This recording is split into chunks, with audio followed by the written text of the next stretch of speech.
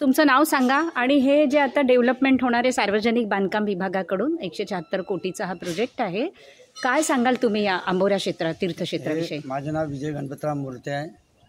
मी आंबोरा इथलाच आहे आणि हरिहरनाथ महाराजांनी 12 वर्षे तपश्चर्या केली. अच्छा. यज्ञ केले हरिनाथ महाराजांनी आणि यज्ञ केला हरिनाथ महाराजांनी चैतन्याचे स्वयंभू ज्योतिर्लिंग आहे. शकी 11 10चा काळ आहे आणि हरिनाथ महाराजांनी मुकुंदराजांनी मराठीचे आद्य एक सिंधू परमाणू पवन विजय मुकुंदराजांचा आणि ज्यांच्याकडनं ज्ञानदेवानी प्रेरणा घेतली. ज्ञानदेवाचे पण आधीचे अवतार हरिनाथ महाराज शकी 1110 12व्या सत्य ज्ञानेश्वर महाराज. आणि इथे पंचनद्या वैनगंगा, कन्हान, आम, मुर्दा आणि कोल्हारी 3 मोठ्या 2 झरा रुपये. वैनगंगा, कन्हान 3 मोठ्या, या पाठीचा एक झरा आहे.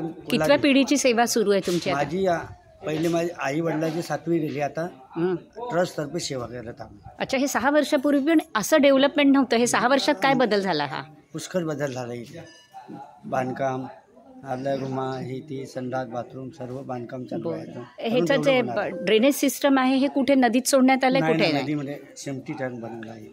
टँक बनलेले आहेत ऑलरेडी त्याच्यामध्ये, म्हणजे नदीत ते जात नाही आहेत. अच्छा. आणि हे इथं अंत्यविधीचं आपण जे अस्थि विसर्जन करतो ह्याचं काय महत्व आहे महाराज? इथे म्हणजे इथे क्षेत्र ठिकाण आहे आणि स्वयंभू ठिकाण आहे. स्वयंभू असल्यामुळे महादेवाचं आहे, महादेवाचं ठिकाण, त्यामुळे अस्थि विसर्जन, रक्षा विसर्जन, भंडारा, नागपूर खूप आसपासचे सगळे इथं अस्थि विसर्जनासाठी आहे.